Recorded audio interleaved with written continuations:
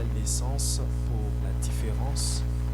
Nous avons donné le dimanche passé et le mercredi, nous avons donné les mystères de la nouvelle naissance, ce qui nous arrive ou ce qui se produit lorsque nous naissons de nouveau, lorsque nous acceptons Jésus-Christ, Seigneur et Sauveur.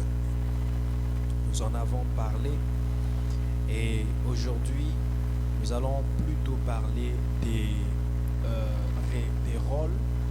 rôles que les deux parties, si je peux dire ça comme ça. La première partie, c'est Dieu. Dieu a des rôles qu'il joue dans nos vies. Et nous aussi, en tant qu'enfants de Dieu, en tant que nés de nouveau, nous avons aussi des rôles que nous jouons. Voilà pourquoi j'intitule ce message « Les rôles d'un fils ou d'une fille de Dieu dans la filiation issue de la nouvelle naissance ». Donc, lorsqu'on parle de la nouvelle naissance, ça veut dire Dieu nous a donné naissance. Je l'avais dit l'autre fois. C'est comme si Dieu avait porté une grossesse et puis, au terme de la grossesse, il donne naissance. On ne peut pas dire il met au monde. Donc, il donne naissance. Il donne naissance à qui? Il donne naissance à un converti. Il donne naissance à un né de nouveau. Donc, lorsque nous acceptons Jésus-Christ Seigneur et Sauveur, c'est comme une naissance nouvelle qui s'est produite. Nous sommes engendrés, nous sortons de quelque part pour être placés quelque part. Et nous sortons de quoi? Nous sortons du monde, nous sortons du royaume des ténèbres et nous sommes placés dans le royaume de Dieu, dans le royaume de lumière. Amen. Alors, cette nouvelle naissance établit une filiation. La filiation, c'est cette relation entre enfants et parents. C'est cette relation entre enfants et père ou enfants et mère.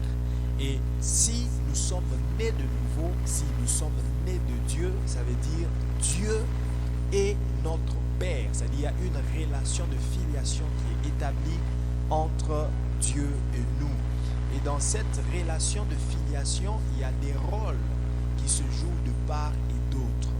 Il y a des rôles que les enfants sont en train de jouer et il y a le rôle que les parents aussi sont en train de jouer envers leurs enfants.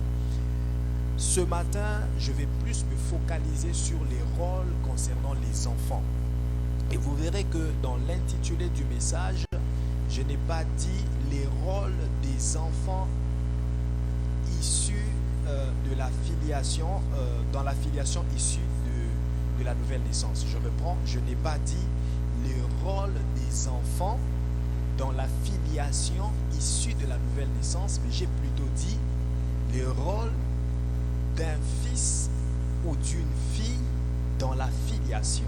C'est-à-dire, je parle des fils et des filles, je ne parle pas des enfants. Nous avions parlé la semaine écoulée de la maturité, la nouvelle naissance, la nouvelle naissance par la maturité. Et là, nous avions détaillé que nous naissons enfants, mais nous ne sommes pas appelés à rester des enfants. Même spirituellement, c'est valable. Nous naissons enfants. Lorsque tu viens en Christ, tu es un enfant. Tu ne connais rien, tu ne connais pas les béabas, tu apprends les béabas des choses de Dieu, tu apprends les fondements de la vie chrétienne, tu es un enfant. Tu bois du lait spirituel, tu lis un verset, tu ne le comprends pas et il faut qu'on te donne des affermissements et là commence la croissance et là tu commences à devenir un fils. Tu quittes le stade de l'enfance, tu commences à atteindre la maturité. Donc nous ne sommes pas appelés à rester des enfants, même si communément on parle toujours de enfants de Dieu. Nous sommes les enfants de Dieu. Mais enfants de Dieu, c'est par rapport à cette filiation. Ça ne veut pas dire que nous devons rester dans le stade des enfants. Nous devons quand même grandir. Nous devons atteindre la maturité. Et une fois qu'on a atteint la maturité, nous ne serons pas considérés comme des enfants. Nous ne serons pas appelés enfants, mais nous serons appelés fils et filles de Dieu. Amen. Un fils et une fille de Dieu, c'est une personne qui a grandi, qui a pris la conscience des choses de Dieu, qui a pris la conscience du péché, qui sait dire non au péché, qui sait dire oui à la justice, comme d'ailleurs Hébreux chapitre 1, verset 9 à 10, la Bible dit, tu as haï l'iniquité et tu as aimé la justice. Un fils, c'est celui qui hait l'iniquité et qui aime la justice. Oui. Hébreux 1, verset 8 à 9. Écoute, il ne parle pas à un enfant, mais il parle à un fils. Est-ce que quelqu'un est avec moi? Il ne parle pas ici à un enfant, mais il parle plutôt à un fils. Mais il a dit au fils. Il a dit à qui? Au fils. Ce n'est pas à un enfant qui le dit. Ce n'est pas à un immature, mais c'est à un fils qui le dit. Mais il a dit au fils, ton trône, ô Dieu, est éternel. Le sceptre de ton règne est un sceptre d'équité. Tu as aimé la justice et tu as haï l'iniquité. C'est pourquoi, ô Dieu, ton Dieu t'a oint d'une huile de joie au-dessus de tes collègues.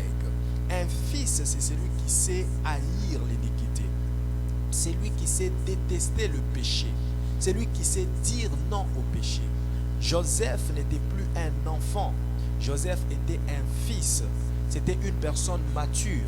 Parce que seul, là où il n'y avait ni ses parents, ni ses frères, ni son père, ni sa mère, en Égypte, où il pouvait se compromettre, où il pouvait agir n'importe comment, Joseph a su faire le bon choix, un choix de maturité, un choix de croissance, un choix qui témoigne qu'il est un fils.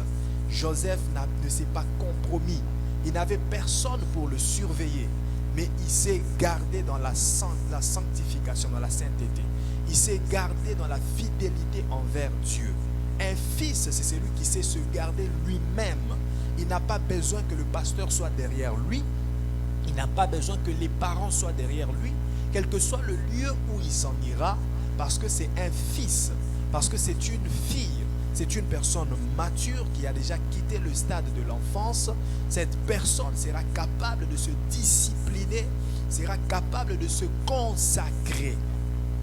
Un fils. Amen.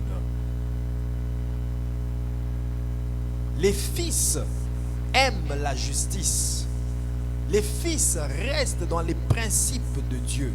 Les fils restent dans les préceptes, dans les instructions que le Père leur avait données. C'est ça la différence entre un fils et un enfant. Un enfant, on ne peut pas le laisser seul. Là où il y a des objets dangereux, là où il y a les objets tranchants, on ne peut pas le laisser seul. Tu fais une erreur de laisser un enfant là où il y a des objets tranchants, tu vas le trouver avec du sang dans les mains. Tu fais une erreur de laisser un fils là où il y a un miroir, tu trouveras le miroir brisé. Tu fais une erreur de laisser un fils à côté d'un couteau, tu le trouveras en train de jouer avec le couteau jusqu'au même au point de se poignarder lui-même. Un enfant, on ne peut pas le laisser là où il y a des objets tranchants. On ne peut pas le laisser dans un environnement non confortable. Mais un fils, lorsque tu le laisses, il sait que ça c'est tranchant, ça peut me couper, ça peut me faire du mal, ça c'est dangereux, je dois faire attention. C'est la même chose aussi, un fils spirituel, un fils dans la foi, c'est quelqu'un qui sait déjà prendre ses responsabilités, c'est quelqu'un qui sait déjà se protéger, c'est quelqu'un qui sait se sanctifier sans qu'on ne le poursuive. Joseph n'était pas un enfant, c'était un fils. Il a prouvé sa maturité parce qu'un enfant, non seulement il coucherait avec la femme de Potiphar, mais il aurait déjà couché avec plusieurs filles qui étaient en Égypte. Mais Joseph n'était pas un enfant. Il savait c'est quoi la fidélité envers Dieu.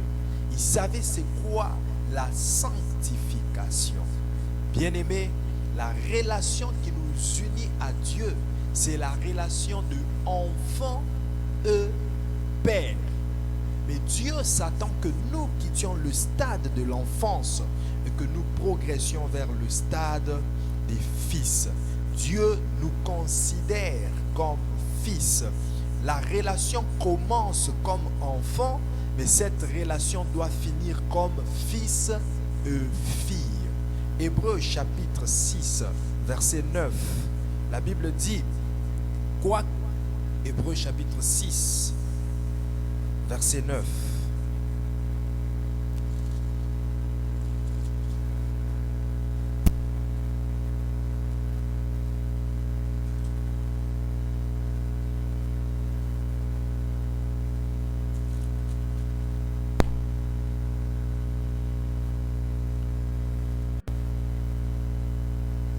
Hébreux chapitre 6, verset 9. La Bible dit, non, je ne pense pas que c'est le bon verset. C'est plutôt...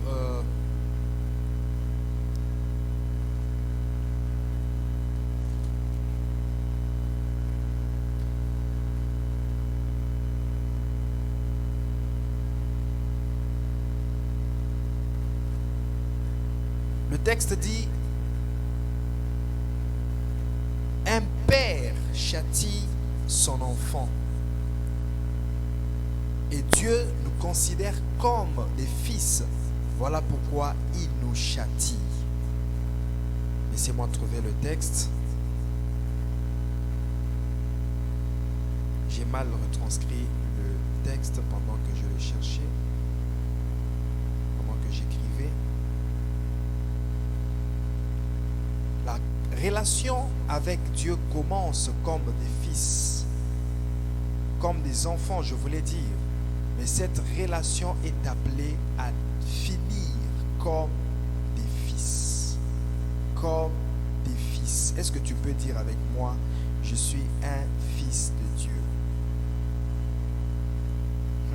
Les sœurs, ne dites pas je suis un fils parce que ça serait scandaleux. Est-ce que quelqu'un peut dire je suis un fils de Dieu? Voilà.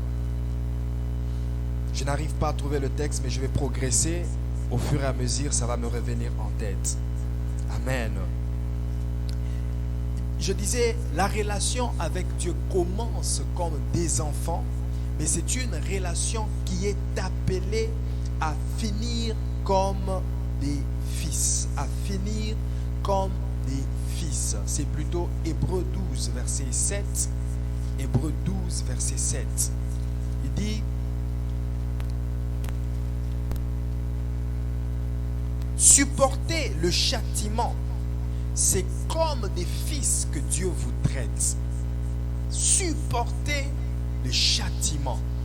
Supporter le châtiment. Parce que c'est comme des fils que Dieu vous traite. Dieu vous considère comme des fils. Il ne vous considère plus comme des enfants.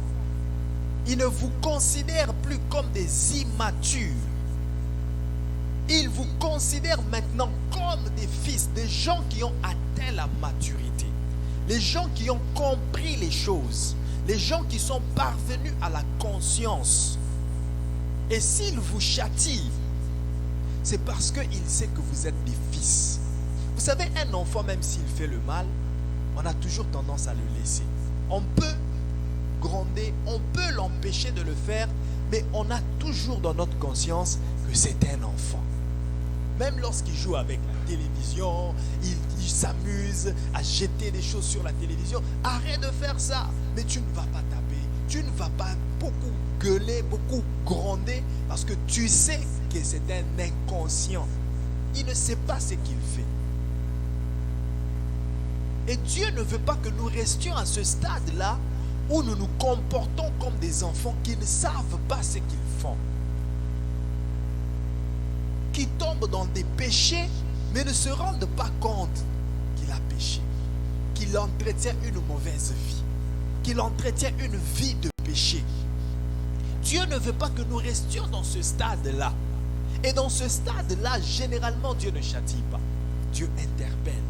Dieu interpelle. Mais être un enfant est une bénédiction. Et demeurer un enfant devient une malédiction. Nous naissons des enfants, mais nous ne sommes pas appelés à demeurer des enfants. Depuis que tu es né dans la foi, tu es un enfant, un bébé spirituel. Être un bébé est une bénédiction. Tout le monde se réjouit des bébés. Lorsque nous voyons des bébés, nous sommes souriants, nous voulons nous amuser avec les bébés. Mais si ce bébé qui est né depuis 2018 jusqu'en 2022, il est toujours un bébé, ça veut dire que ce n'est pas normal. Mais il y a des enfants de Dieu qui ont 12 ans de vie chrétienne, mais qui sont toujours des bébés spirituels. Qui ont 5 ans de vie chrétienne, mais qui sont toujours des bébés spirituels. Qui ont 2 ans de vie chrétienne, mais qui ne savent pas toujours marcher. Un bébé de 2 ans, un enfant de 2 ans, qui ne marche pas toujours, ça sera des courses vers l'hôpital. Des courses chaque jour vers l'hôpital. Le médecin, qu'est-ce qui se passe? Des kinés, qu'on fasse ceci. Pourquoi? Parce que c'est anormal. Mais c'est inconcevable de voir qu'il y a des enfants de Dieu qui ont plus de 5 ans de vie chrétienne, mais qui ne marchent pas, qui sont stagnés sur la même place, qui n'évoluent pas spirituellement, qui ne savent toujours pas comment prier, comment adresser une prière à Dieu, qui ne savent toujours pas méditer la parole, qui ne savent toujours pas exhorter quelqu'un, qui ne savent toujours pas servir Dieu. Ils sont stagnants. Ils se sont arrêtés quelque part. Il n'y a pas d'évolution dans ta vie spirituelle. Tu demeures un bébé pendant que Dieu s'attend que tu deviennes un fils, que tu deviennes une fille. Il supportait le châtiment. Dieu châtie qui? Il châtie les fils. Il ne châtie pas n'importe qui. Il châtie ses fils. Il dit, c'est comme des fils que Dieu vous traite. C'est comme des fils que Dieu vous considère. Savais-tu que tu es considéré par Dieu comme un fils, comme une fille? Peut-être que tu ne le savais pas. Ce matin, je te l'apprends. Dieu ne te voit plus comme un enfant. Dieu te voit comme une fille. Une personne consciente et mature. Une personne qui doit prendre tes responsabilités avec conscience. Dieu te considère comme un fils, une personne responsable. C'est ce que Jésus disait dans la prière qu'il a appris à faire à ses disciples. Il disait, quand vous priez, dites notre Père qui est aux cieux. Ça veut dire qu'il y a une relation qui est établie, une filiation qui est entre nous et Dieu. Notre Père qui est aux cieux. Et savez-vous, les enfants aussi peuvent demander au Père. Et la demande des enfants sera toujours, tu sentiras que ça c'est vraiment un enfant qui demande. Les choses que l'enfant demande, ce sera peut-être des choses très valeureuses, mais impossibles à accomplir. Donc il y a des gens qui expriment certaines demandes à Dieu. Dieu te regarde et dit, mais attends, si je te donne ce que tu demandes là, qu'est-ce que tu feras d'abord avec? Qu'est-ce que tu feras avec? Tu verras un enfant qui dit, papa, achète-moi la lune. Papa, achète-moi un avion. Et quand il parle d'avion, c'est vraiment un avion, hein? C'est pas un jouet d'avion.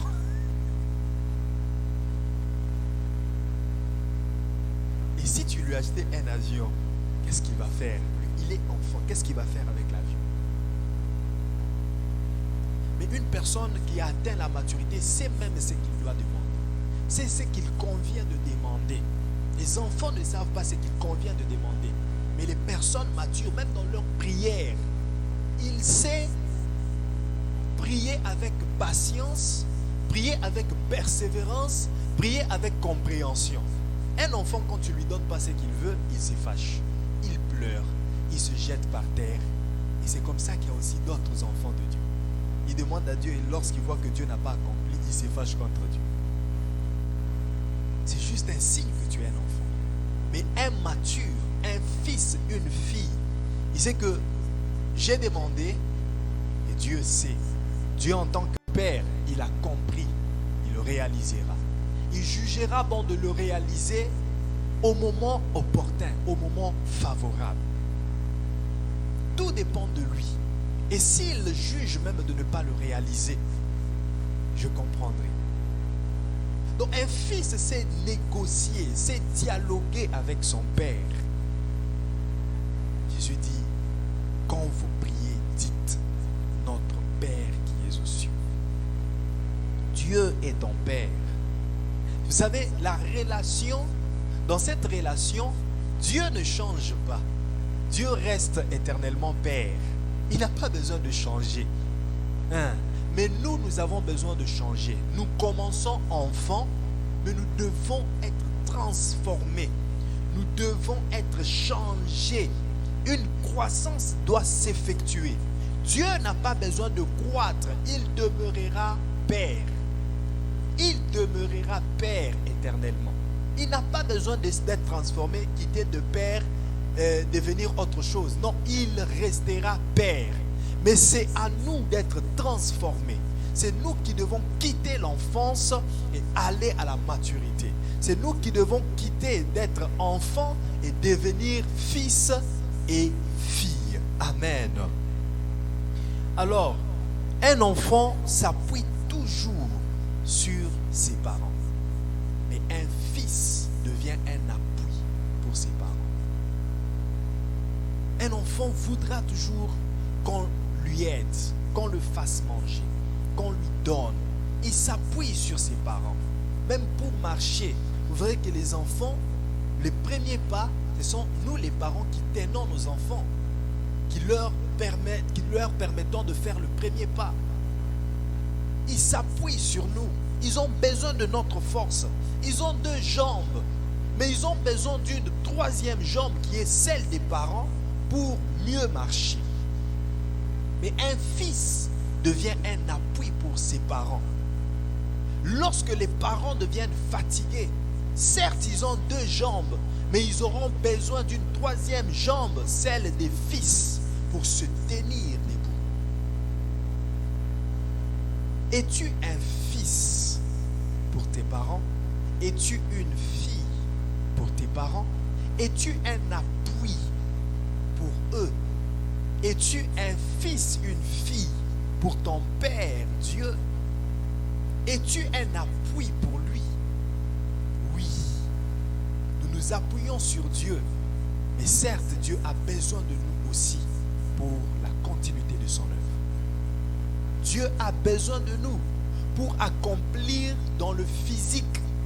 Parce qu'il est spirituel, il est esprit. Il y a des choses qu'il ne pourra pas faire parce qu'il est esprit. Quand il s'agit du physique, il a besoin de nous. Quand il s'agit du matériel, il a besoin de nous. Et c'est la raison pour laquelle il nous a créés. À son image, à sa ressemblance, pour que nous régnions sur la terre comme il règne dans les cieux. Pour que nous régnions dans le physique comme il règne dans le spirituel. Tout ce qu'il fait dans le spirituel, il a besoin que ça soit réalisé dans le physique. Mais qui va le faire? Ce sont les fils. Ce sont les filles. Il a eu besoin de Bezalel, un homme rempli de l'Esprit de Dieu. Dieu conçoit l'arche dans le spirituel. Dieu conçoit.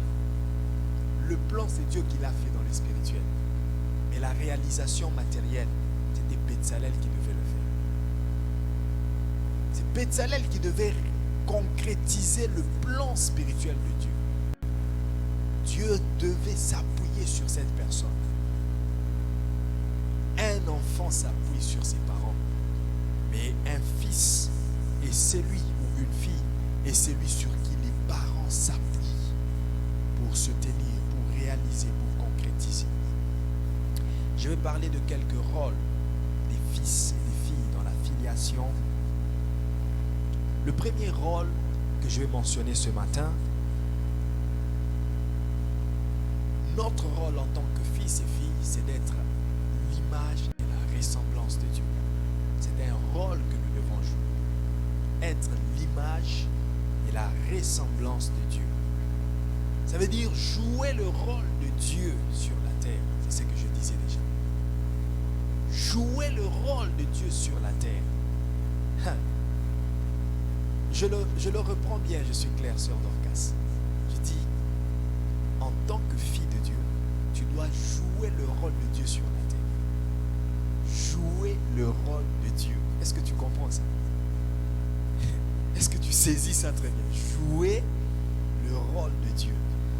Ben, imaginons que la vie est un film et que tu es l'acteur qui doit jouer le rôle de quelqu'un. Tu vois un peu le sens que ça prend? C'est-à-dire, il y a une histoire qui s'est déroulée, mais on prend un acteur qui doit jouer le rôle du personnage de cette histoire. Et sur la terre, Dieu nous a placés pour que lui, le personnage spirituel, qui a son histoire, qui veut accomplir son histoire sur la terre, que nous soyons des acteurs qui jouons son rôle. C'est là qu'il nous a créés à son image et à sa ressemblance pour que nous soyons tels qu'il est et que nous fassions ce qu'il fait. C'est ça la volonté de Dieu pour nous. Que les gens qui nous entourent sachent qu'il y a des dieux parmi eux. Que les gens qui nous entourent sachent qu'il y a une divinité parmi eux. Il y a une divinité là où ils sont. Que les gens réalisent que le Dieu vivant, le Dieu d'Israël, il est là. Mais il est là à travers qui? Il est là à travers toi, son fils. Il est là à travers toi, sa fille. Dans la filiation, tu dois jouer le rôle de Dieu sur la terre. Tu es créé à l'image et à la ressemblance. Ce n'est pas un fait du hasard. C'est pour que tu joues le rôle de Dieu. C'est pour que tu agisses comme Dieu agirait. C'est pour que tu accordes la solution. Tu donnes la solution aux problèmes des gens. C'est pour que tu agisses comme Dieu agirait. Je reprends. C'est pour que tu agisses comme Dieu agirait.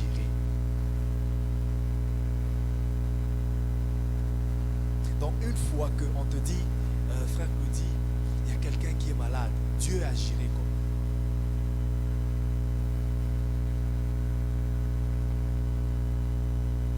Il y a une personne qui est dans les troubles, qui est agitée par les esprits impurs, Dieu agirait comment? Alors toi, tu es créé à l'image et à la ressemblance de Dieu pour agir comme Dieu agirait. Si c'était Dieu, qu'est-ce qu'il allait faire? C'est ce que tu dois faire. Partout où tu es, être ce que Dieu est et faire ce que Dieu fait. Exode chapitre 7, verset 1. Dieu est en train de parler à Moïse. Il lui dit, Moïse, je te fais Dieu devant Pharaon. Moïse, je te fais Dieu. Donc à partir d'aujourd'hui, tu es un Dieu. Lorsque Pharaon te voit, il ne doit pas te négliger. Il voit un Dieu devant lui. Lorsque tu apparais devant Pharaon, c'est Dieu qui est devant Pharaon. Lorsque tu commences à parler, même si tu bégayes, Moïse, même si tu bégayes, mais sache que pendant que tu parles avec ton bégaiement, c'est Dieu qui est en train de parler.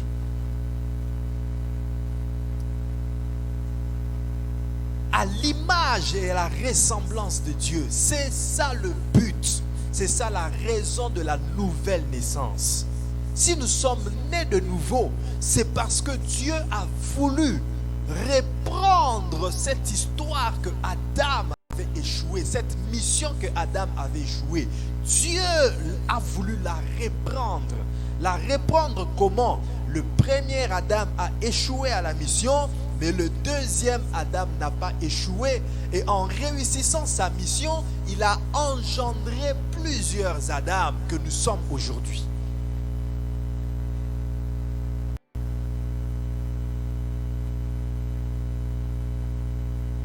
Dis avec moi, je suis un Dieu.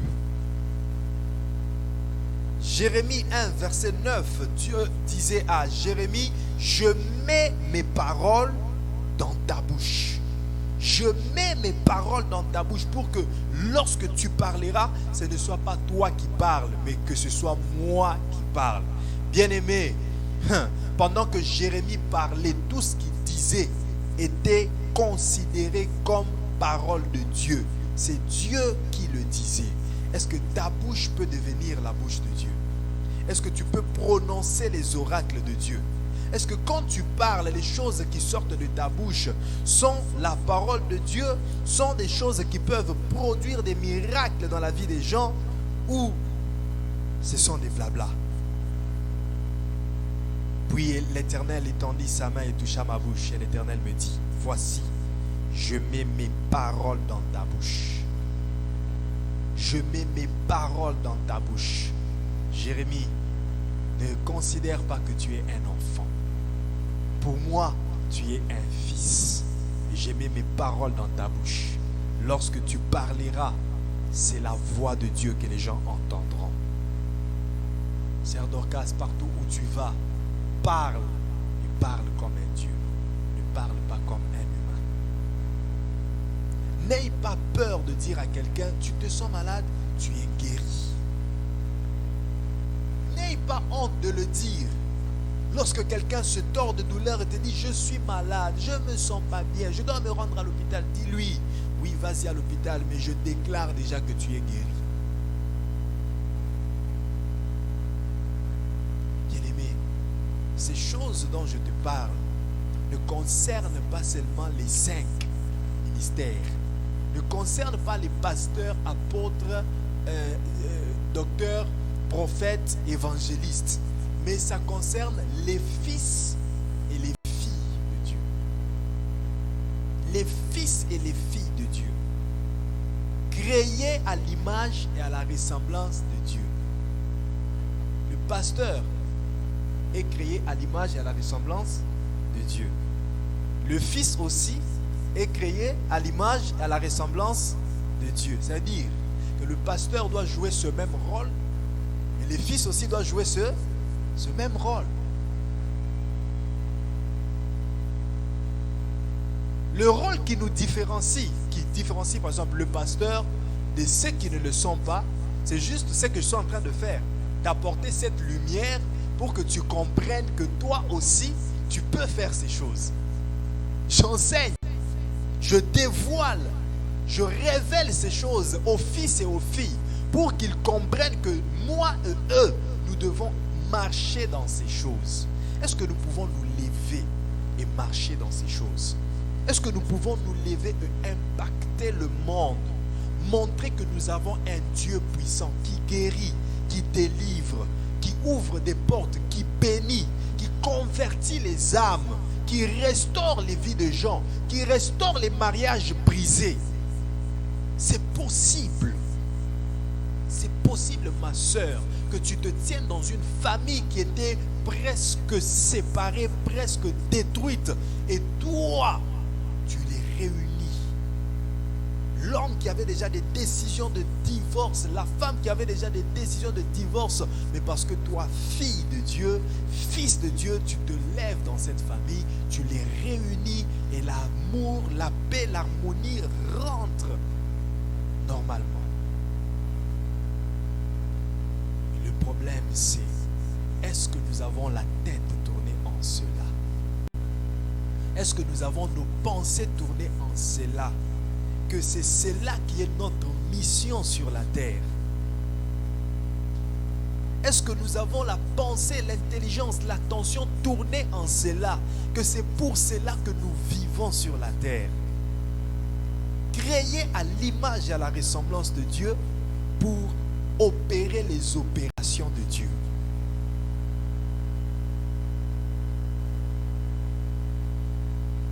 Les pensées aujourd'hui sont tournées à la recherche d'eux, à la quête d'eux.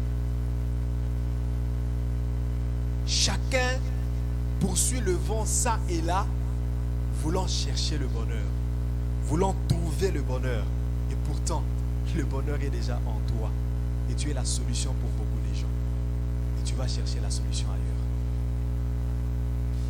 La prise de conscience et la compréhension de ces choses donnera une stabilité à ta vie et te positionnera dans la vie que tu es appelé à vivre. Et sache que Dieu paye toujours ses factures. Tu ne peux pas t'engager à servir Dieu, à être l'image et la ressemblance de Dieu sans pour autant que Dieu te récompense. Dieu te le récompensera. Ésaïe 51, verset 16. Ésaïe 51, verset 16. Fils, fille de Dieu, image, ressemblance de Dieu, appelé à jouer le rôle de Dieu sur la terre. Ésaïe 51, verset 16, il dit: je mets mes paroles dans ta bouche, et je te couvre de l'ombre de ma main, pour étendre de nouveaux cieux et fonder une nouvelle terre, et pour dire à Sion, tu es mon peuple. Pour faire quoi? Pour étendre de nouveaux cieux. De nouveaux cieux. Tu sais quoi? Il y a des cieux qui existent déjà, mais il y a des nouveaux cieux que tu peux encore faire exister. Il y a une terre qui existe déjà, mais il y a une nouvelle terre que tu peux encore faire exister. Je pense que quelqu'un ne m'a pas compris. Tu sais, là où il y a une terre, comme on l'avait lu ce matin, une terre désertique, une terre solitaire, une terre dans la solitude, tu peux changer cette terre en des fleuves. Elle était déserte, elle devient un chemin. Elle était solitaire, mais elle devient des fleuves. C'est ça ce qu'il dit. J'ai mis mes paroles dans ta bouche. Pourquoi? Pour que lorsque tu parleras, tu crées des nouveaux cieux. Tu crées des nouvelles terres. Comment est-ce que Dieu a créé les cieux? C'est par sa parole. Comment est-ce que Dieu a créé la terre? C'est par sa parole. Et lorsqu'il met ses paroles dans ta bouche, c'est pour que tu puisses créer des nouveaux cieux, tu puisses créer des nouvelles terres. En réalité, chaque fils et fille de Dieu est capable de créer son propre cieux, sa propre terre. Un environnement confortable, un environnement qui convient à lui de vivre. Ton propre cieux, ton propre ciel, ta propre terre. Et comment tu peux le créer? C'est par les paroles que Dieu a mis dans ta bouche. C'est ainsi que le proverbe dit: la vie et la mort sont au pouvoir de la langue. Lorsque tu parles, sache que tu es en train de créer des cieux. Mais quel genre de cieux es-tu en train de créer? Lorsque tu parles, tu es en train de créer une terre. Mais quelle sorte de terre es-tu en train de créer? Est-ce que c'est une terre où coule le lait et le miel? Ça dépend de ce que tu sors de ta bouche. La vie ou la mort? La vie, lorsque tu déclares la vie, tu es en train de créer une terre où coule le lait et le miel. Et lorsque tu déclares la terre, tu crées une terre désertique. Je disais, lorsque tu déclares la mort, tu crées une terre désertique, chaotique.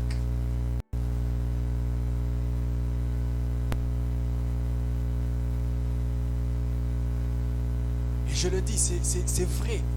Les esprits, ils ne captent que ce que nous disons pour aller l'accomplir. Oui, je me rappelle, il y avait une sœur, je ne me rappelle pas c'était qui, mais une sœur, dans sa délivrance, qu'est-ce qui s'était passé? Il y avait des esprits étrangers qui sont entrés dans son corps. Esprit étranger, ça veut dire quoi? Ni de sa famille, ni de ses connaissances, c'est-à-dire des esprits qui passaient et qui sont entrés dans son corps. Et comment est-ce qu'ils sont entrés? C'est que son père était en train de lui gronder. Et en parlant, le père était tellement fâché qu'il prononçait des mauvaises paroles. Prononçait des mauvaises paroles. Et puis les esprits qui passaient ont juste profité de ces paroles-là. Ils sont entrés dans la vie de la fille. Ils ont commencé à bloquer la vie de la fille. Ils ont profité des paroles de son père. Les esprits, ils profitent juste des paroles que nous sortons.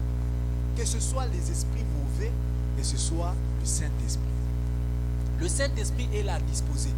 Lorsque tu commences à déclarer la vie, la vie, la vie, l'esprit de vie en Jésus-Christ, Romains 8, verset 2, l'esprit de vie, la loi de l'esprit de vie en Jésus-Christ s'accomplit là. Et il prend les paroles de vie que tu as sorties, il les réalise, il les accomplit. Mais lorsque tu déclares aussi les mauvaises paroles, la loi de l'esprit du péché et la loi de la mort, ils prennent aussi les mauvaises paroles et ils vont les réaliser. Je mets mes paroles dans ta bouche. Je mets mes paroles dans ta bouche afin que tu étendes de nouveaux cieux et que tu fondes une nouvelle terre. Dis avec moi, je suis capable de fonder une nouvelle terre. Je déclare que la terre dans laquelle tu vivais, cette terre de désolation, puisse passer et qu'une nouvelle terre prenne place. Qu'une nouvelle terre, une terre de consolation, une terre d'abondance, une terre de joie soit l'environnement dans lequel tu vas vivre aujourd'hui. Au nom puissant de Jésus-Christ. Ésaïe 59, verset 21. Ésaïe 59, verset 21. Voici mon alliance avec eux, dit l'Éternel. Mon esprit qui repose sur toi et mes paroles que j'ai mises dans ta bouche ne se retireront point de ta bouche, ni de la bouche de tes enfants, ni de la bouche des enfants de tes enfants, dit l'Éternel, dès maintenant et à jamais. Tu es créé à l'image et à la ressemblance de Dieu pour parler ce que Dieu parle, pour faire ce que Dieu fait, pour dire ce que Dieu dit, pour être ce que Dieu est. Jérémie 5, verset 14.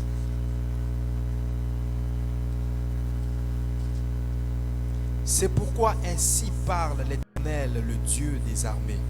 Parce que vous avez dit cela, voici, je veux que ma parole dans ta bouche soit du feu, et ce peuple du bois, et que ce feu les consume.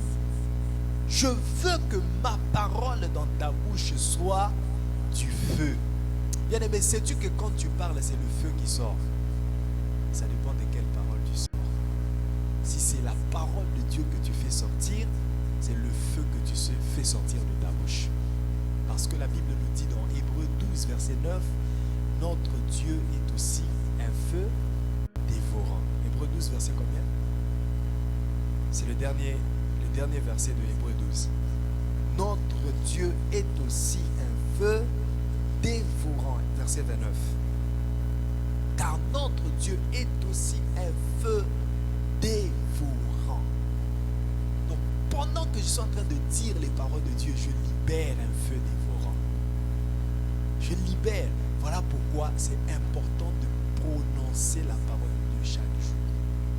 Prends ta Bible, lis-la à haute voix. Pendant que tu lis, tu prononces le feu dévorant. Et ce feu-là, tu sais, parfois les choses qui se font dans les spirituels, avec nos yeux physiques, nous ne pouvons pas le voir. Pendant que je suis en train de prêcher la parole, c'est la parole de Dieu qui sort. Moi et toi, on ne sait pas ce qui s'est fait dans les spirituels. On ne sait pas. On ne sait pas comment est-ce que le feu est en train de faire son travail. Il consume, il brûle, il détruit. On ne sait pas comment est-ce que la parole, le marteau est en train de briser, de détruire, de détruire les rocs. Et l'essentiel, nous parlons. Et l'accomplissement revient à Dieu seul. L'essentiel, nous parlons. Prends ta Bible, lis, médite, lis à haute voix. Pendant que tu seras en train de lire, tu es un Dieu qui est en train de libérer une parole puissante, un feu. Psaume 82, versets 6 à 7. Il dit, je vous avais dit, vous êtes des dieux, mais vous mourrez comme des hommes. J'avais dit, vous êtes des dieux. Vous êtes tous des fils du Très-Haut. Cependant, vous mourrez comme des hommes. Vous tomberez comme un prince quelconque. J'avais fait dit, vous êtes des dieux. Est-ce que tu sais que tu es un Dieu? Moïse voit, je te fais Dieu devant Pharaon. Bien-aimé, revêt ça dans ta conscience et dans ta mémoire, partout où tu passeras. Sache que tel que je suis là, je suis un Dieu. Qui t'a donné naissance? C'est Dieu. Si on parle de la nouvelle naissance, c'est parce que Dieu nous a donné naissance. Est-ce qu'un lion peut enfanter une chèvre? Si Dieu nous a donné naissance, il a donné naissance à qui? À des dieux. Il a donné naissance à des dieux. Faisons l'homme à notre image, à notre ressemblance, pour qu'il ressemble à Dieu. Pour qu'il ressemble à Dieu. Une chèvre ne peut pas donner naissance à un coq. Dieu donne naissance à des dieux. La nouvelle naissance fait de nous des dieux. Nous étions des humains quand nous étions dans le monde, quand nous n'étions pas encore nés de nouveau. Mais une fois que nous naissons de nouveau, nous sommes des dieux. L'image et la ressemblance de Dieu rentrent en nous. Nous sommes faits à son image et à sa ressemblance. Mais il dit, vous êtes des dieux, vous mourrez comme des hommes. Vous êtes en train de mourir comme des humains et pourtant vous êtes des dieux. Vous êtes en train de souffrir comme des humains. Vous êtes en train de chercher ça et là, courir derrière le vent comme des humains. Et pourtant c'est vous qui devez donner la solution. C'est à vous de donner la solution. La solution que vous êtes en train de chercher ensemble avec les humains, c'est à vous de donner la solution. Et pourquoi nous ne donnons pas la solution? Parce qu'il y a des choses, mauvaises choses qui ont pris place. Ce sont ces choses qui nous empêchent d'être des solutions pour l'humanité. Romain dit ceci, je ne me rappelle pas c'est Romain combien, mais dit le monde entier, la création tout entière attend avec un ardent désir la manifestation des fils de Dieu. Je crois que c'est Romain 8. C'est des choses comme ça, il faut lire ça pour que ça ait encore son impact. La création tout entière, le monde entier, l'humanité tout entière attend avec un ardent désir la manifestation. Est-ce que les enfants de Dieu se manifestent aujourd'hui? Est-ce que les fils et les filles se manifestent ou ils se cachent? Ils fuient exactement comme les humains fuient. Les fils de Dieu aussi fuient.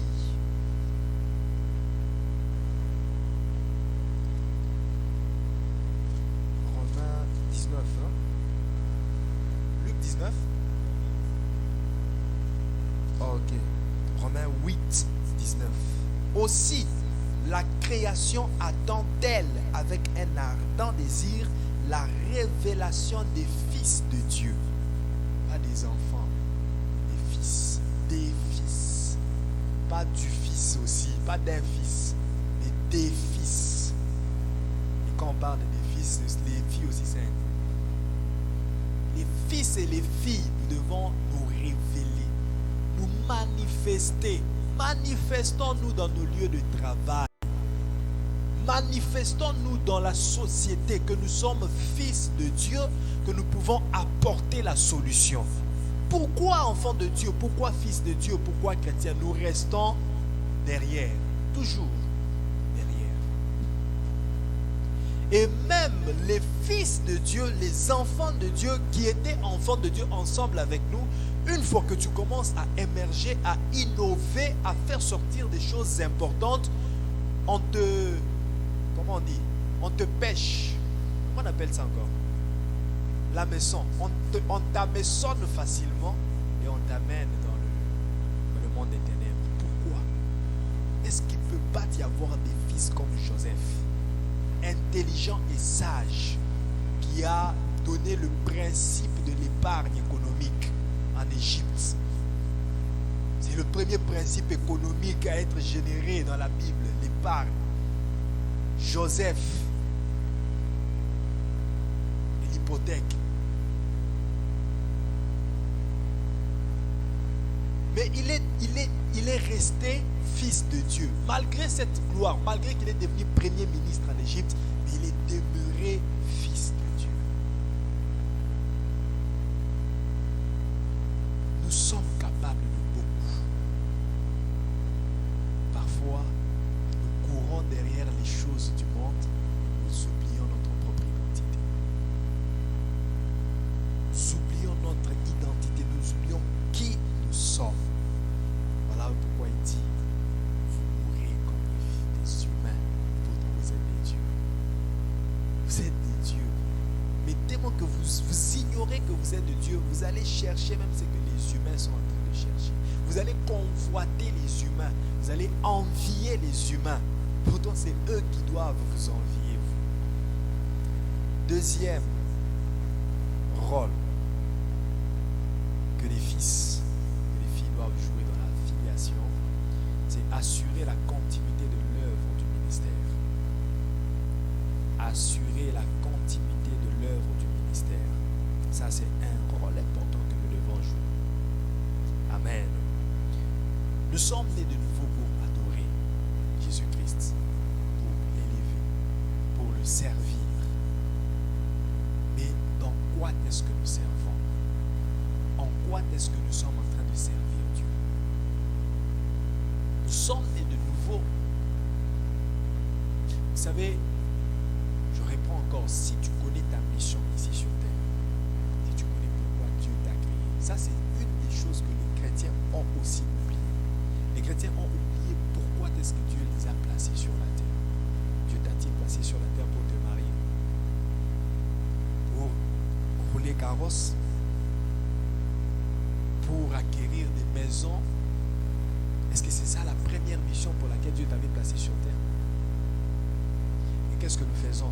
Nous avons inversé les priorités. Nous avons inversé les priorités. Cherchez premièrement le royaume et la justice. Il n'a pas dit de ne pas chercher les autres choses.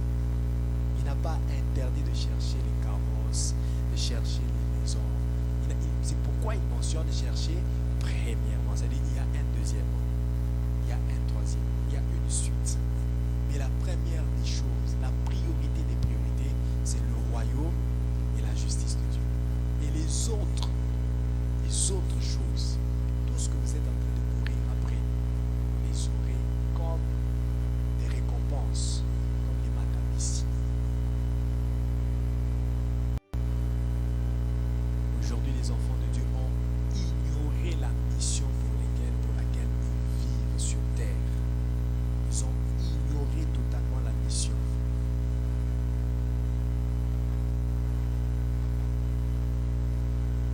Personne ne se soucie de continuer l'œuvre que Christ avait commencée.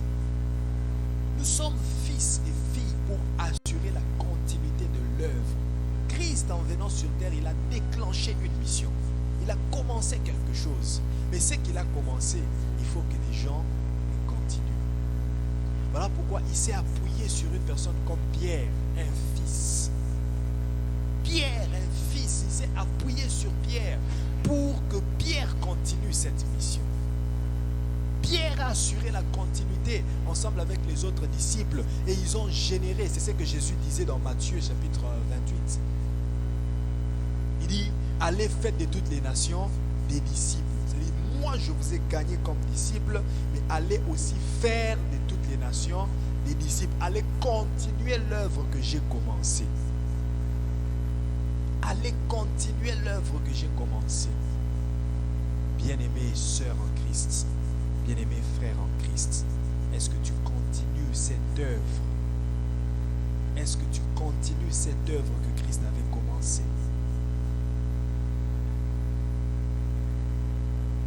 Jésus l'a commencé, les apôtres et l'Église primitive l'ont acheminé, mais c'est à nous, l'Église finitive, de l'achever. C'est à nous, l'Église finitive, d'achever l'œuvre que Christ avait commencée. C'est à l'Église finitive. Et qu'est-ce que nous faisons aujourd'hui? Est-ce que nous sommes dans l'œuvre que Christ avait commencée? Ou nous l'avons laissée aux autres? Si tu es converti, si tu es né de nouveau, pourquoi es-tu né de nouveau? Pourquoi es-tu converti? C'est juste pour porter le titre de chrétien, te présenter à l'église, écouter la parole et partir? L'évangélisation, gagner les âmes à Christ, est-ce que ça te dit quelque chose? Est-ce que ça te dit quelque chose? Gagner les âmes à Christ, continuer l'œuvre que Christ avait commencée. Est-ce que ça te dit quelque chose? Jésus pouvait dire à Pierre, Pierre, paie mes agneaux. Ça veut dire, tu sais que j'ai commencé, je te le confie, Pierre. Paie mes agneaux, paie mes brebis. Allez, continue l'œuvre. Ce n'est pas aux enfants que je peux donner ça, Pierre. Ce n'est pas aux enfants que je peux léguer ça, mais c'est à des fils. Vous savez, même les pères dans la foi que nous sommes, nous avons besoin des fils et des filles pour nous appuyer sur eux afin de continuer cette œuvre que Christ nous a laissée. Es-tu fils, es-tu fille? Si tu es fille, pourquoi me laisses-tu, moi ton père dans la foi, moi ton pasteur, faire tout, même ce que toi tu es censé faire? Si tu es fils, les fils, ils viennent soutenir le père. Ils viennent se servir comme appui pour les pères.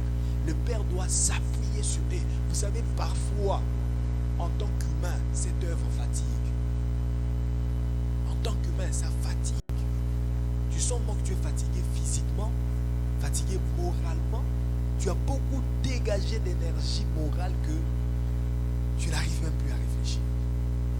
Mais lorsque tu es entouré des fils, lorsque tu es entouré des filles, des gens sur qui tu peux t'appuyer, tu verras qu'ensemble avec eux, l'œuvre coulera facilement. L'œuvre coule facilement. Et lorsque prière, parole et notre zèle est associé ensemble, nous allons créer l'impact. Comme je le disais, sachons-nous ce que nous poursuivons. Sachons-nous ce que nous poursuivons. Aujourd'hui, chacun poursuit son travail. Poursuit. Je ne sais pas. Nous sommes derrière tout. Derrière tout. Même les ambiances prennent la première place, occupent une place avant l'œuvre de Dieu. Il y aura quelqu'un qui te dit, je vais aller, comment on appelle ça encore? Il va se divertir quelque part. Je vais à Montréal, je vais à Toronto pour aller se divertir.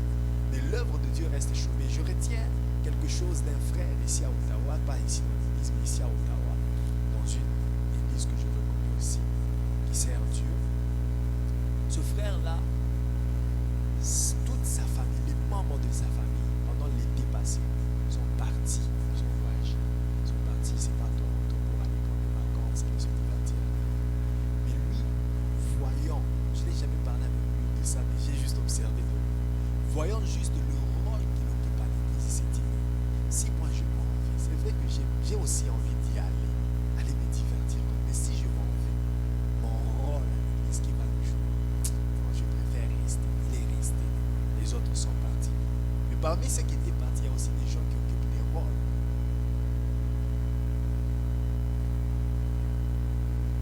Moi, j'aime toujours mieux m'expliquer pour que les gens ne comprennent pas que je refuse les divertissements. Non, je ne refuse pas les divertissements parce que moi aussi je pars. Et je me rappelle même l'été passé, on est parti avec ma femme, Mont-Tremblant. Samedi, on était obligé de retourner ici. Dimanche, on a participé au culte. Dimanche, après culte, on s'est rendu à Toronto.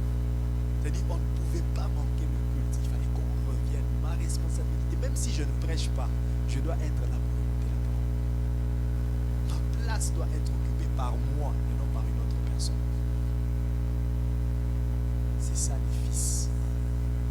Les fils comprennent que la priorité des priorités, c'est d'abord Dieu. C'est d'abord l'œuvre de Dieu. Tous les autres, on étudie, moi aussi j'étudie, je travaille. Mais la priorité, c'est l'œuvre de Dieu. C'est l'œuvre de Dieu. Même quand c'est difficile pour moi, je me dis toujours, je vais me casser en 1000 morceaux, même si les études sont devenues à leur pic.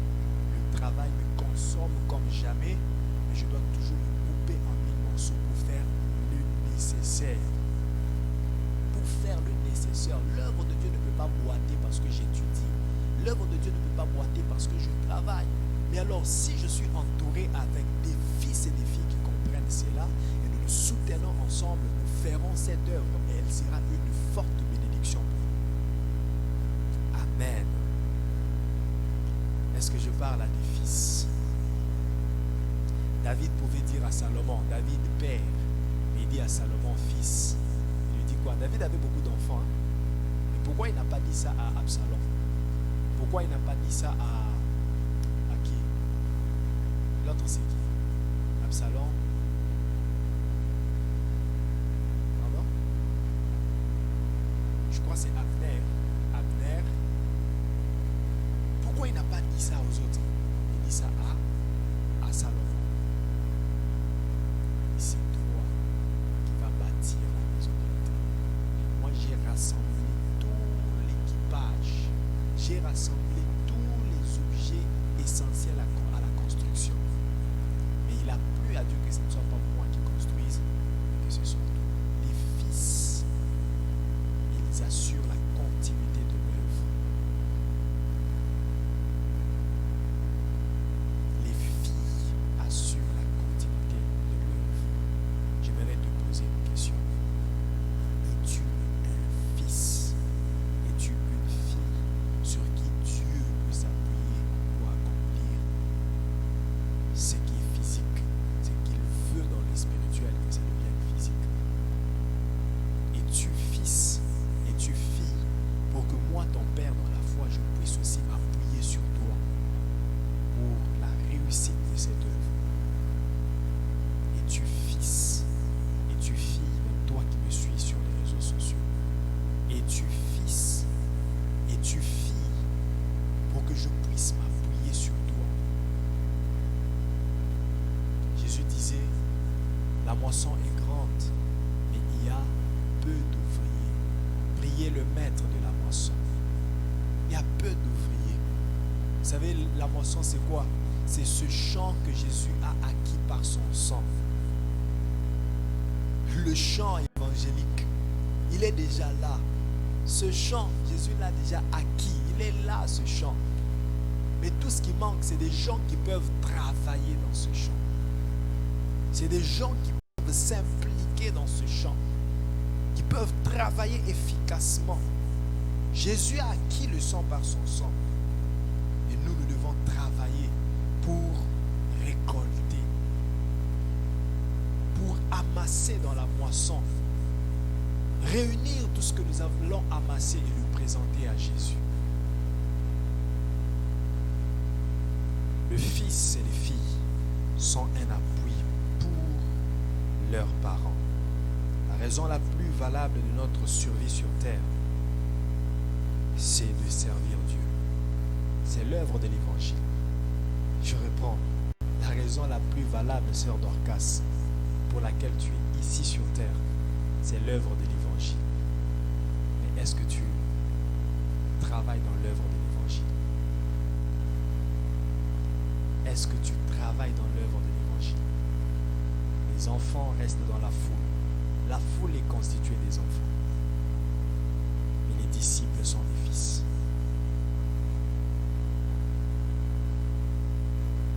Voilà pourquoi lorsque vous enrôlez les enfants parmi les disciples, il se crée toujours des problèmes. Il faut d'abord que l'enfant grandisse et devienne fils pour qu'il soit disciple.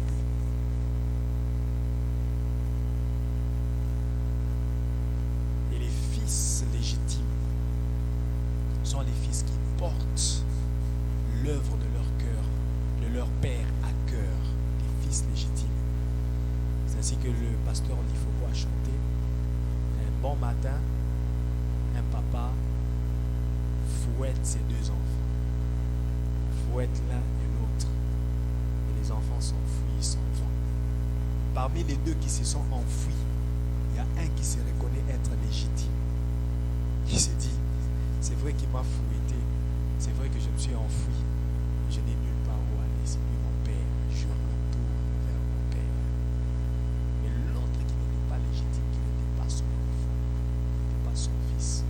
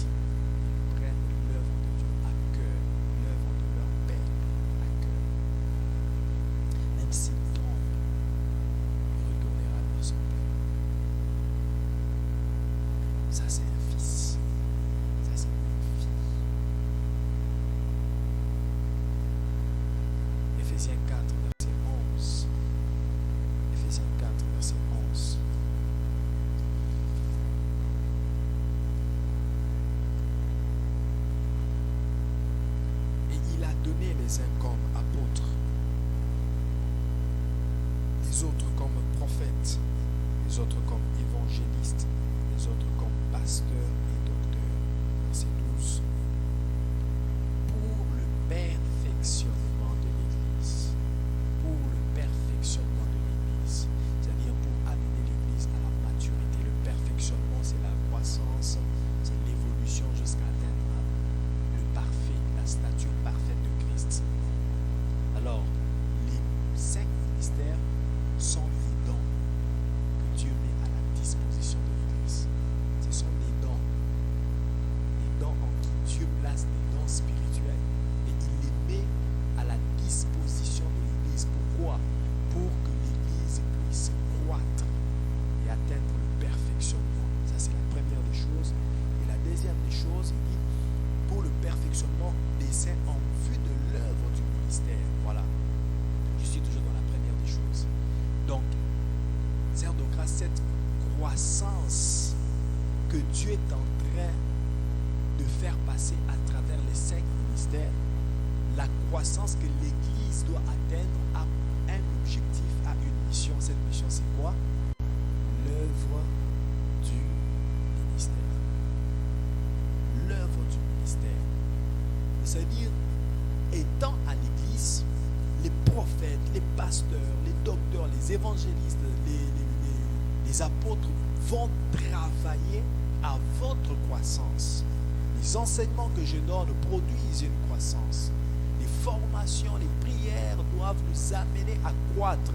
Mais une fois que nous avons atteint la maturité, une fois que nous avons atteint cette croissance, elle nous servira à quoi? À l'œuvre du ministère.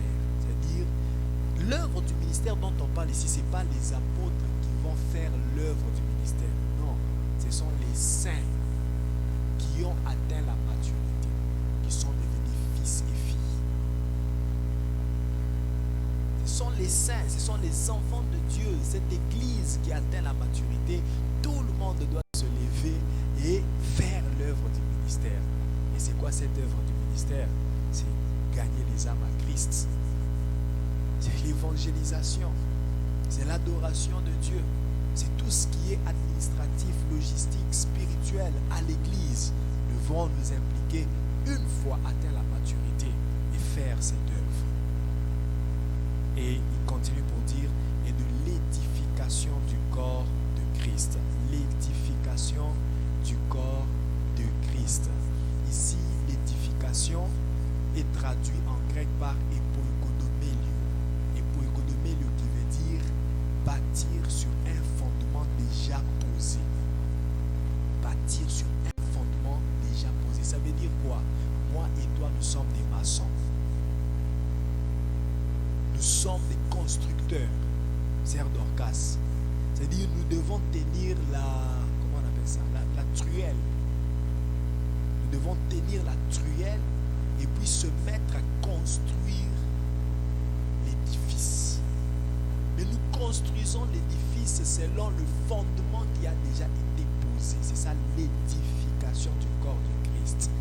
Nous devons édifier, construire le corps du Christ, construire l'église. Chacun doit s'impliquer, apporter sa brique, poser sa brique, prendre du ciment et puis mettre. C'est ça, chacun de nous, une fois que nous avons atteint la maturité, une fois que nous sommes des fils et des filles, chacun doit s'impliquer dans cela. C'est ça le rôle des fils. C'est ça le rôle des filles dans la filiation. Je suis tenté de donner le troisième, même si l'heure est avancée. Il y en a 5 que j'avais prévu pour ce matin. Je vais donner le troisième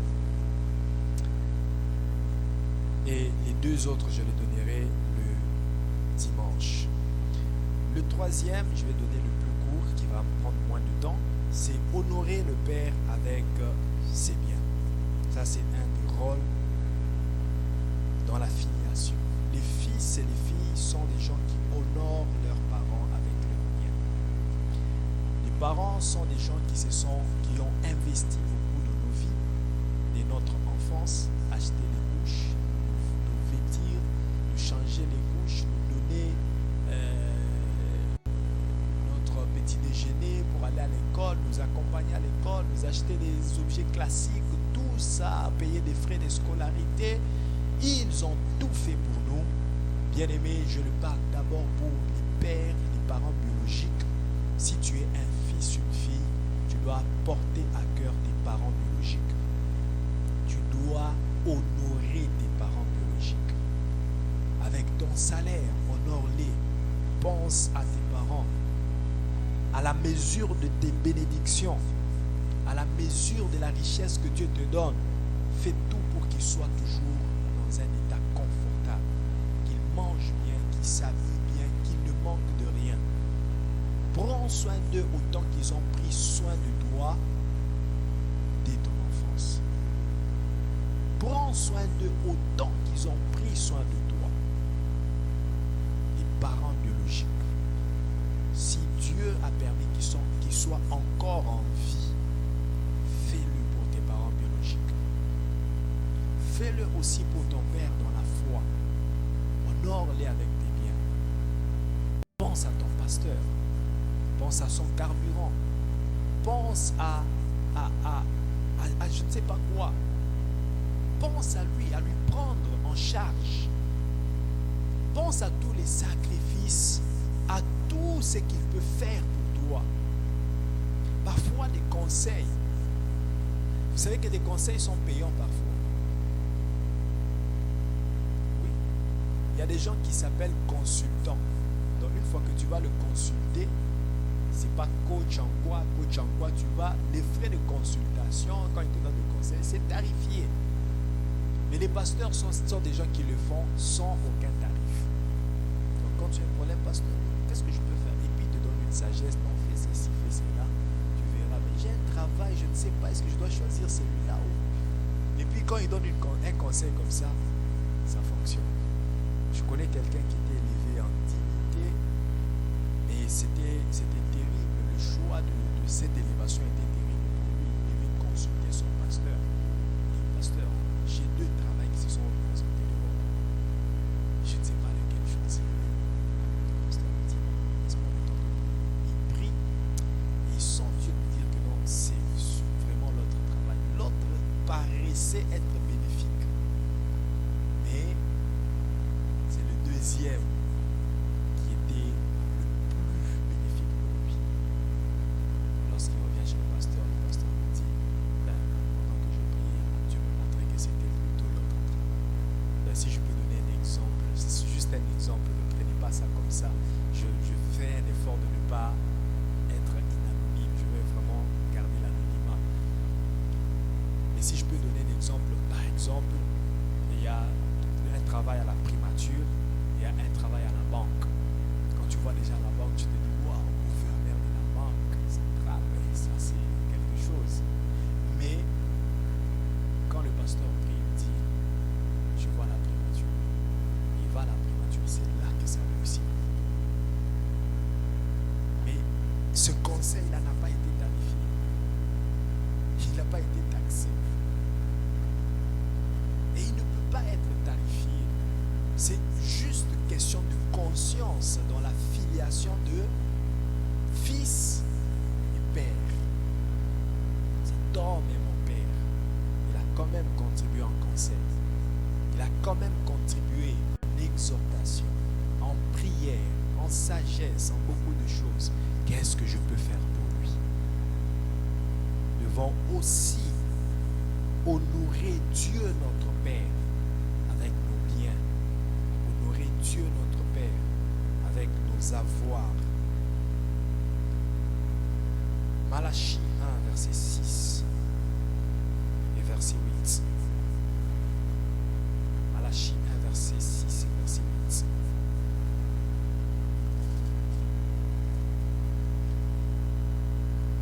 Un fils honore son père, et un serviteur son maître. Si je suis père, où est l'honneur qui m'est dû?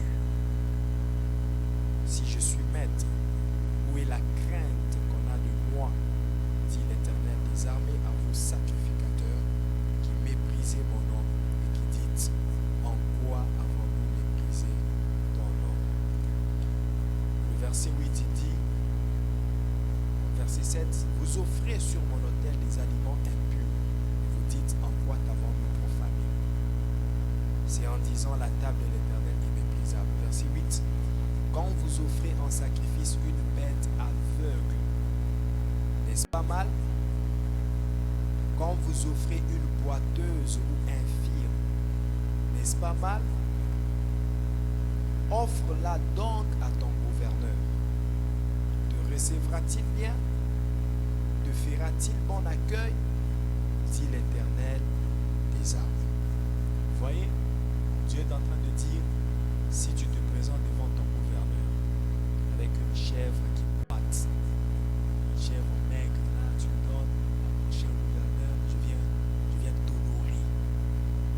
Voici ce que je te donne en cadeau pour t'honorer. Est-ce qu'il va te recevoir? Et c'est ce que vous faites avec Dieu. Vous prenez le reste de tout, l'inutile de toutes vos dépenses, et ce que vous venez donner à Dieu. Donc, tout ce que vous avez déjà fait, même d'important et de non important, parce qu'il y a des gens aussi qui livrent vraiment des dépenses non importantes, à vraiment du gaspillage. Mais pour ce gaspillage-là, il se sent à l'aise. Pendant que l'œuvre de Dieu est en train de souffrir. Mais il est là, non, je suis frère dans cette église, c'est nous, moi, je suis. Mais il est là à acheter des choses très valeureuses à des petites amies. Il dépense vraiment de l'argent, $500 pour sa petite amie, même pas sa fiancée. Il fait des cadeaux à des petites amies, de l'argent important. Une sœur qui fait des cadeaux à son petit ami, lui demandez cet argent à l'église.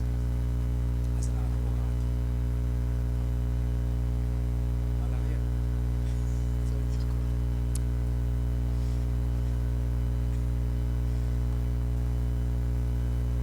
Demandez aux cotisations, même si c'est que l'on paye le loyer, il y a des cotisations qu'on fait, il n'en a pas. Pour faire des cadeaux, pour faire des sorties, il en a. C'est ce que Dieu est en train de dire. Vous ne m'honorez pas et vous dites que je suis votre Père. Si je suis Père pour vous, c'est l'honneur qui est dû. Malachie 3, verset 7 à 12. Depuis le temps de vos pères, vous vous êtes écartés de mes ordonnances. Vous ne les avez point observées. Revenez à moi, je reviendrai à vous, dit l'Éternel des armées. Et vous dites, en quoi devons-nous revenir? Un homme trompe-t-il Dieu? Car vous me trompez.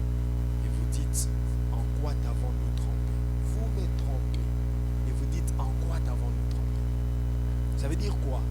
Vous n'avez pas de considération en ce que vous me donnez. Ah, tapez ça. Après avoir fait toutes les dépenses, Seigneur, je m'envoie $5. Mais ne prenons pas à cœur de prendre en charge l'œuvre de Dieu. À la prendre en charge. Si nous nous mettons à calculer certaines dépenses inutiles que nous faisons, je crois que ces dépenses-là, cet argent-là, serait peut-être utile dans l'œuvre de Dieu. Si nous nous mettons seulement à considérer certaines dépenses inutiles, quand je parle de dépenses inutiles, je crois que chacun de nous, là où il est, il sait au moins des dépenses inutiles qu'il fait parfois. Mais j'aimerais t'interpeller ce matin pour te dire, ces dépenses, ces gaspillages-là que tu fais, l'œuvre de Dieu en a besoin. Ça peut être utile dans l'œuvre de Dieu. Si tu comptes le nombre des habits que tu as achetés sans les compter, tu vas seulement, tu achètes comme ça, puis tu abandonnes.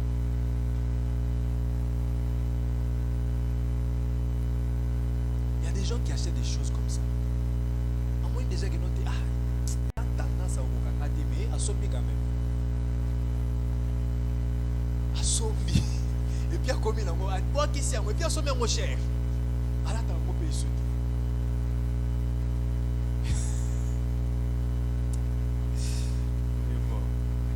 Au verset 9, il dit, vous êtes frappés par la malédiction. Et vous me trompez, la nation tout entière. Verset 10. Apportez à la maison du trésor toutes les dîmes, afin qu'il y ait de la nourriture dans ma maison. Mettez-moi de la sorte à l'épreuve, dit l'Éternel des armées, et vous verrez si je n'ouvre pas pour vous les écluses des cieux, si je ne répands pas sur vous la bénédiction en abondance. Verset 11. Pour vous, c'est-à-dire la différence, pour vous. Donc pendant que les dévoreurs est en train de dévorer les autres, mais pour vous, vous qui payez la dîme, vous qui donnez les offrandes, vous qui apportez plutôt la dîme, vous qui apportez les offrandes, parce que la dîme n'est pas un paiement. On apporte la dîme, on ne paye pas la dîme. C'est pas un paiement. C'est pas un prix que Dieu a taxé pour que vous venez payer. C'est pas une facture qu'on paye. On apporte comme on apporte l'offrande. On apporte nos dîmes et nos offrandes. Donc lorsque vous apportez les offrandes et vous apportez les dîmes, il dit pour vous, je menacerai celui qui dévore. C'est pour vous qui apportez les dîmes et les offrandes que je menacerai celui qui dévore. Il ne vous détruira pas les fruits de la terre et la vigne ne sera pas stérile dans vos campagnes, dit l'Éternel des armées. Toutes les nations vous diront heureux, car vous serez un pays de délices, dit l'Éternel des armées. Nous allons lire un dernier texte, c'est Proverbe 3, verset 9. Proverbe 3, verset 9.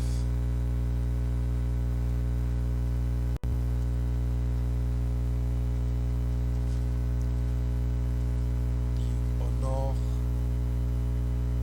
l'Éternel avec tes biens et avec les prémices de tout ton rêve. Honore l'Éternel avec tes biens. Honore l'Éternel avec tes biens, avec les prémices de tout ton rêve. Un fils, une fille dans la filiation joue comme rôle être l'image et la ressemblance de Dieu, son Père. Joue comme rôle assurer la continuité de l'œuvre de son Père, donc conserver et prendre en charge l'œuvre de son Père. Et il joue comme rôle de honorer son Père avec ses biens. Que Dieu vous bénisse abondamment.